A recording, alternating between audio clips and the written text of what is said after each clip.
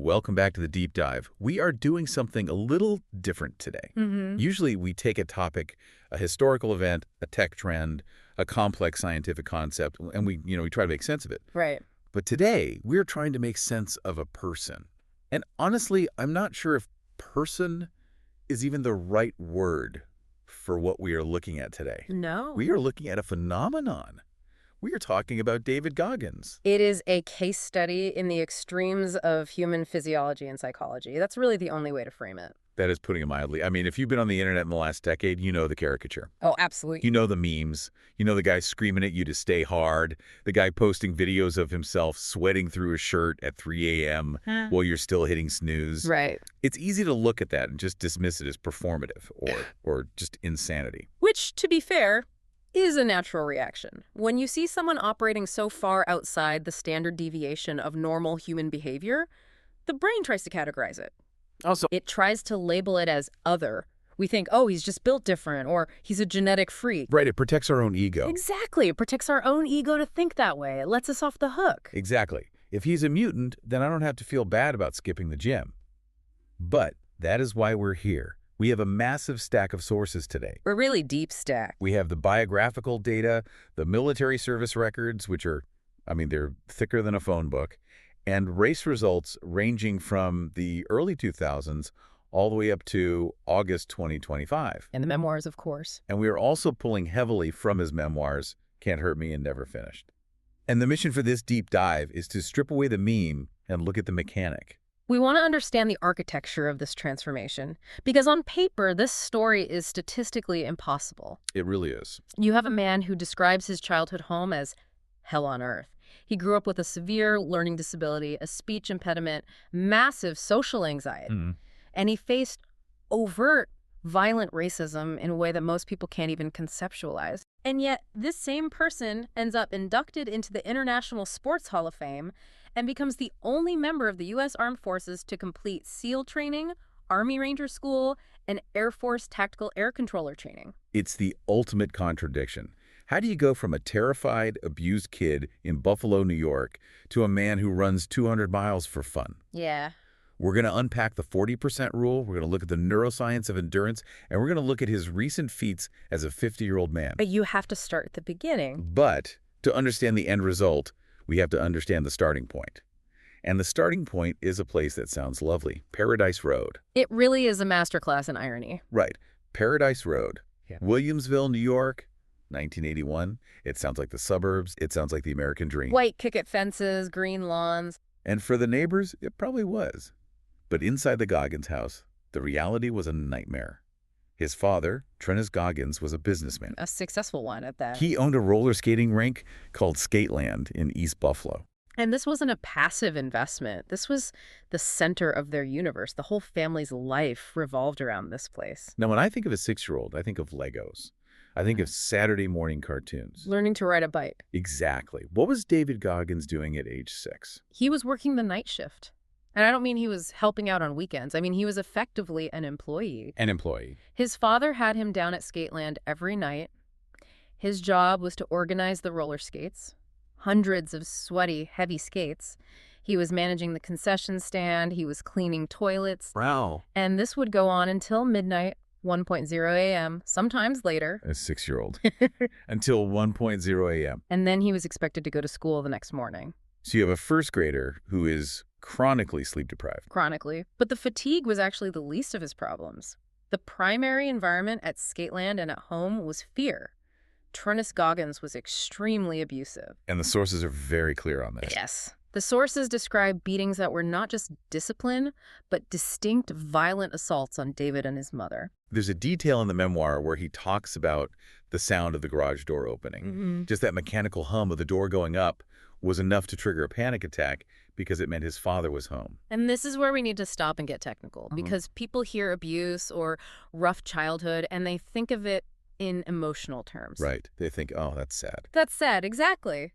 But we need to look at the biology. We need to talk about the HPA axis. The HPA axis, break that down for us. The hypothalamic pituitary adrenal axis. It's the body's central stress response system. Yep. In a healthy scenario, say a saber-toothed tiger jumps out at you.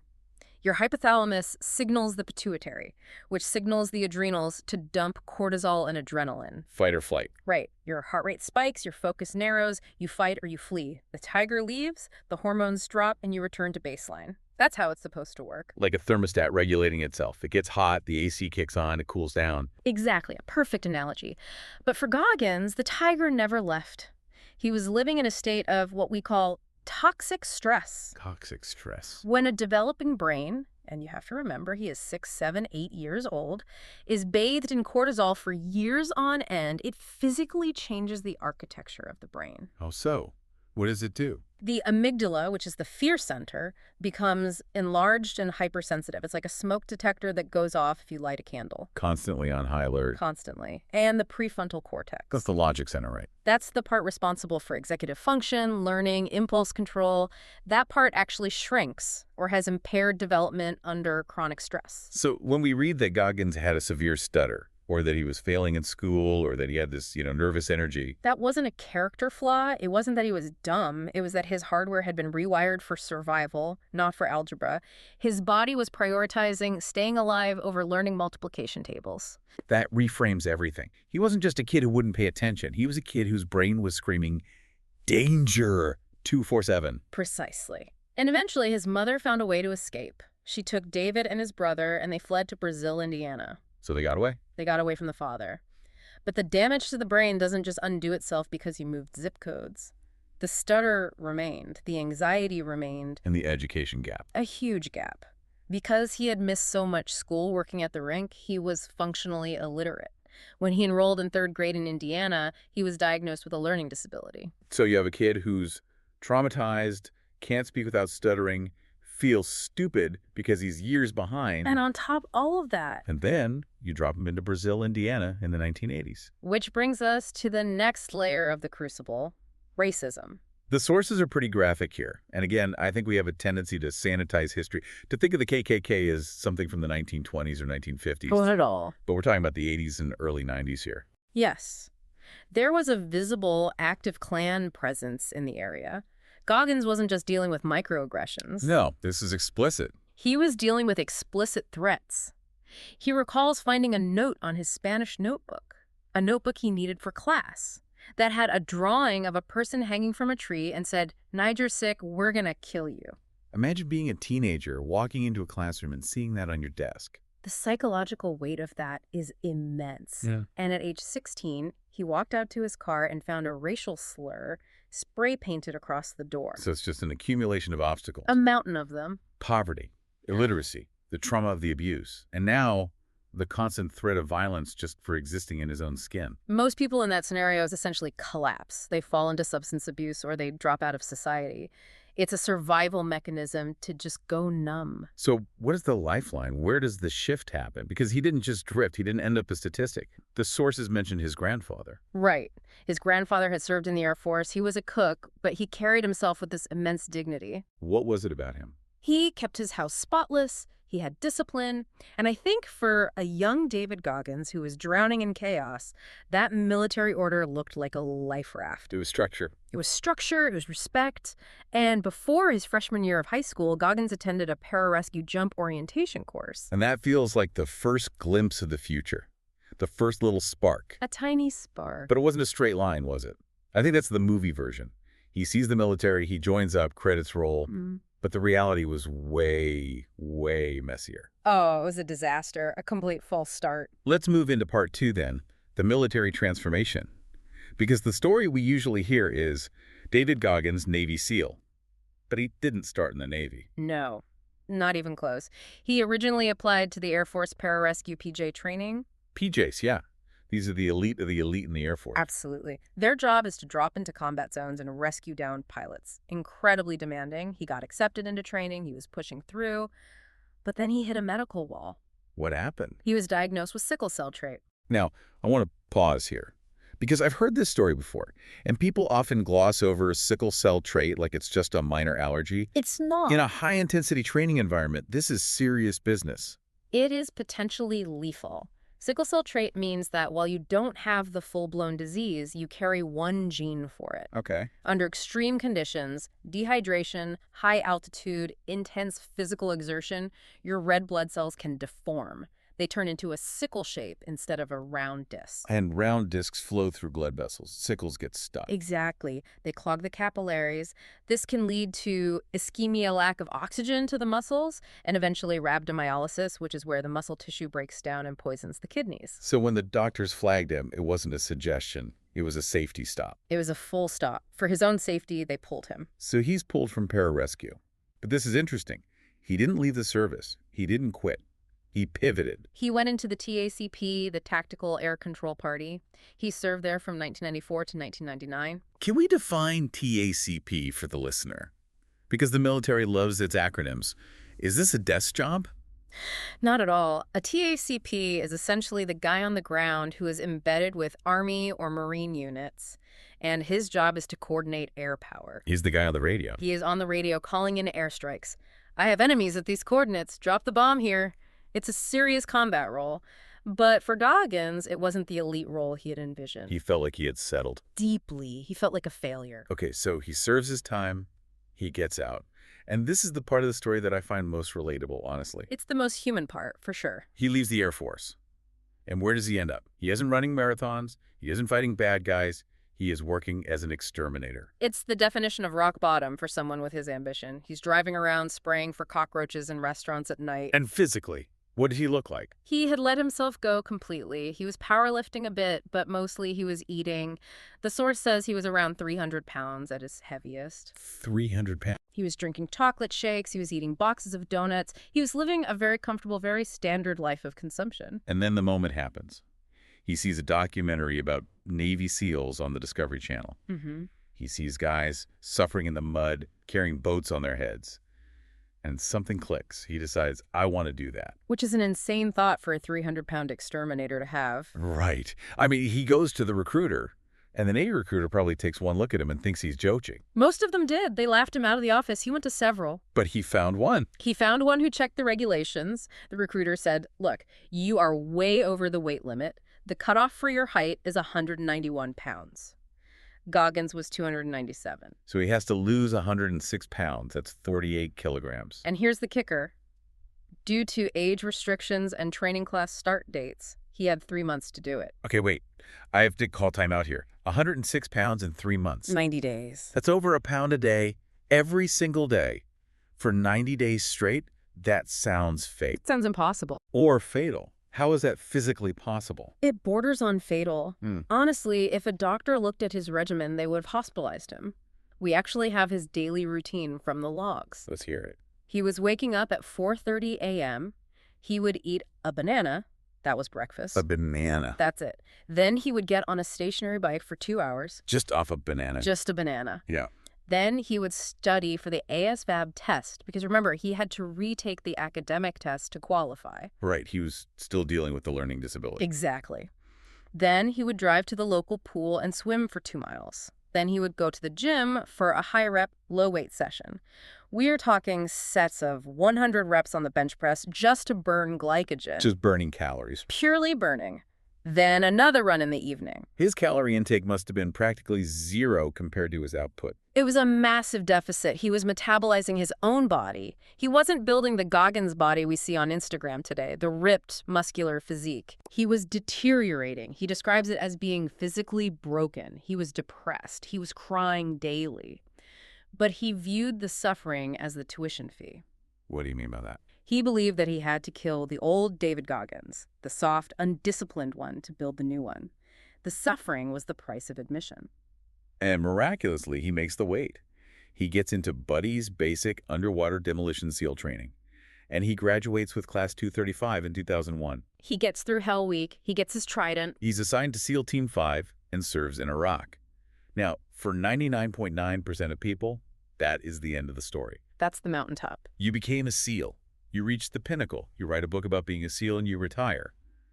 But Goggins keeps looking for other walls to run through.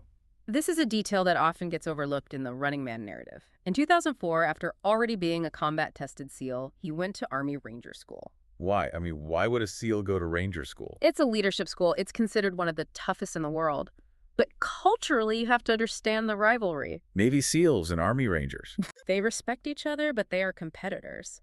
For a SEAL to walk into ranger school, he has a target on his back. Well, for sure. The ranger instructors, the RIs, are going to ride him harder than anyone else. They want to see if the SEAL guy breaks. They probably wanted to see him quit so they could brag about it for the next 10 years. Exactly. But he didn't just pass, he won the Enlisted Honor Man Award. Whoa. And even more impressive, he received a 100% peer evaluation. That is huge. Explain how peer evals work in that environment, because it's not like a corporate performance review. Not at all. In elite military schools, peer evals are everything. At the end of a phase, everyone in your squad ranks everyone else. Okay. If you're a gray man, someone who just blends in, or if you're selfish, or if you're physically fit but you don't help your buddy carry his rucksack when he's struggling, Your peers will torch you. they will torch you. They will rank you low. To get 100% means that every single person in his squad ranked him as the #1 guy they would want to go to war with. That destroys the idea that he's just a selfish individualist who's only in it for himself. Completely. You don't get 100% peer evals if you aren't carrying the heavy end of the log for the team. Precisely. It shows that his transformation wasn't just physical, it was a character transformation. He had become a leader. So he's a SEAL. Yeah. He's an Army Ranger honor man. He has served in Iraq. By 2005, he has built this incredible resume. Unbelievable. But then tragedy strikes. And this seems to be the catalyst for the second life of David Goggins, the runner. Yes. This is Operation Red Wings. June 2005. Most people know this from the movie Lone Survivor. A SEAL reconnaissance team was ambushed in Afghanistan. A rescue helicopter, a Chinook, was shot down trying to save him. 19 Americans were killed. And many of those men were Goggins' friends. He had gone through training with them. He knew their families. He knew their kids. So that news hits? When that news hit, grief can manifest in many ways. For some, it's paralysis. You shut down. Right. For Goggins, it was mobilization. He wanted to do something for the families of the fallen. He focused on the Special Operations Warrior Foundation. Right. It's a charity that provides college scholarships and grants to the children of special ops soldiers who die in the line of duty. And Goggins wanted to raise money. Significant money. Right. And he figured the best way to get people to open their wallets was to do something so extreme, so impossible, that they couldn't look away. So his brain went to, I should run an ultramarathon. Had he run a marathon before? No, No. he had never run a marathon. He hated running. Hated it. Loathed it. He was a power lifter at this point. He weighed over 200 pounds again, but this time it was pure muscle. He was built for kicking down doors, not running for 24 hours. But he finds a race. It's in San Diego one day. A 24-hour race on a 1-mile looped course. And he enters. With what training? He enters with no training, no run strategy. He basically just brought a lawn chair, some water, and a box of crackers. You're kidding me. No, that was his nutrition plan. And this is where the physiology of just toughing it out hits a wall. Right. You can't just willpower your way through 100 miles without consequences. No. The source material is brutal on this race. By mile 70, he was destroyed. But we need to be specific about the damage.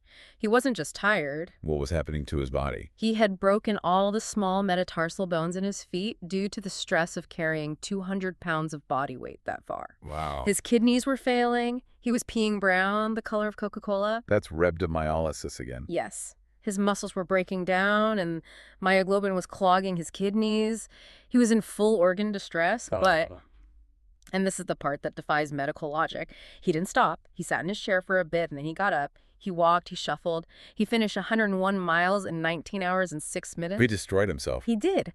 But he qualified for the Boston Marathon, and more importantly, he put himself on the radar for the Badwater 135. The Badwater 135. We need to explain this race because 135 sounds like a nice, crisp number, but the context is insane. It is widely considered the toughest foot race on the planet. Where is it? It starts in Badwater Basin in Death Valley, the lowest point in North America, and ends at the trailhead of Mount Whitney. It's 135 miles, nonstop. In July. In Death Valley. What are the temperatures? It can hit 130 degrees Fahrenheit. Yep. That's 54 Celsius. The heat is so intense that the asphalt reaches 170 degrees. You could cook on it. If you stand still, your shoes will literally melt and stick to the road.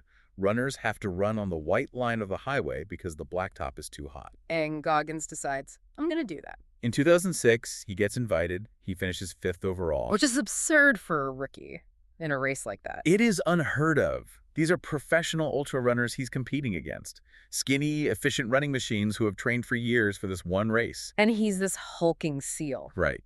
Then he comes back in 2007 and finishes 3rd. He took a long break, came back in 2013 and finished 18th. And through all of this, through these events, he raised over $2 million for the Warrior Foundation. But he didn't stop at running. He did the Ultraman in 2006, a 320-mile triathlon in Hawaii, and placed 2nd.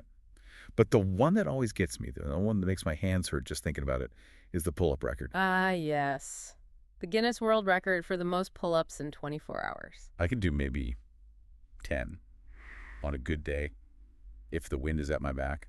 Goggins wanted to break the record, which was 4,020 at the time. Now, this wasn't a one and done. He actually failed his first 2 attempts. Really? I didn't know that. Yes. The first time, he tore his hands apart so badly he couldn't grip the bar. The skin just ripped off. The second time, he got rhabdomyolysis again and had to stop. His body just shut down. But on the 3rd attempt? On the 3rd attempt in 2013, he did it. He completed 4,030 pull-ups in 17 hours. 4,030. Just imagine the friction, the sheer repetition. Up, down, 1,000 times. The skin on his hands was gone. He had to have his hands taped and retaped constantly.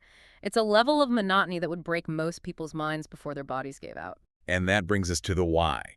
We've covered the biographical what. He ran this, he lifted that. Right. But the reason Goggins resonates with millions of people, the reason we were talking about him today, isn't just because he's fit. It's because of his philosophy. Exactly. Let's dive into part 4, the philosophy. He has distilled his life experience into a few core concepts, primarily in his books Can't Hurt Me and Never Finished. And the centerpiece is the 40% rule. The 40% rule. I love this concept, but I want to make sure we aren't just reciting a motivational poster. Break down what this actually means. Okay. The 40% rule states that when your mind tells you that you are done, that you are completely exhausted, that you cannot take another step, you are actually only at 40% of your total capacity. Only 40%. So that feeling of, I'm dying, I have to stop, that's a lie. It's a protective mechanism. It's not a lie in that you feel it, but it's not an accurate reflection of your physical reserves. So what's happening scientifically? In sports science, this aligns with something called the central governor theory, which was pioneered by Dr. Tim Noakes. Central governor theory. Is that different from your muscles just running out of fuel, like glycogen depletion? Completely. There is peripheral fatigue, where your muscles literally have no glycogen left. You bonk, you collapse. But central fatigue is your brain telling you to stop to preserve a safety margin. It's a preemptive shutdown. Precisely. Think of it like a car. A sports car might have an engine capable of doing 180 miles per hour, but the manufacturer puts an electronic governor on it to limit it to 120. Why? To save the engine from stress and keep the driver safe. So the car can go faster, but the software won't let it. Exactly. Our brains are the software. They want to preserve energy for survival. They want to prevent injury. So they send pain signals, doubt, and fatigue signals way before we are actually empty. Goggins is arguing that the governor is calibrated way too conservatively for most of us. So the low fuel light comes on when you still have half a tank. Right. But most of us pull over the second the light blinks, Goggins is saying. Ignore the light. Find out what's really in the tank. Keep driving. Okay, but playing devil's advocate here. Pain exists for a reason. Of course. If I touch a hot stove, the pain tells me to move my hand so I don't burn off my skin. If I'm running and my knee feels like it's going to explode, isn't that a valid warning? How do you distinguish between the governor and actual injury? That is the controversy, and that is the danger, and it's a critical distinction. Goggins argues you have to callous the mind. Callous the mind? You have to expose yourself to small, controlled doses of suffering, taking a cold shower, running an extra mile when you want to stop, doing the dishes when you're tired, so that you learn the difference. You learn to recognize the voice of discomfort versus the signal of real structural damage. But he's crossed that line. But he admits he has broken his body many times finding that line. He doesn't recommend that for everyone. The point is to push the boundary, not obliterate it. There is a fascinating outside perspective on this, too. We have the source, Living with a Seal by Jesse Itzler. This is a great sanity check on the Goggins mythology. Right. Who is Jesse Itzler? Jesse Itzler is a billionaire entrepreneur. He co-founded Marquis Jet. He's married to Sarah Blakely, who founded Spanx. He's a very successful guy. And he saw Goggins at a race. He saw Goggins at that San Diego 24-hour race. He saw this guy with broken feet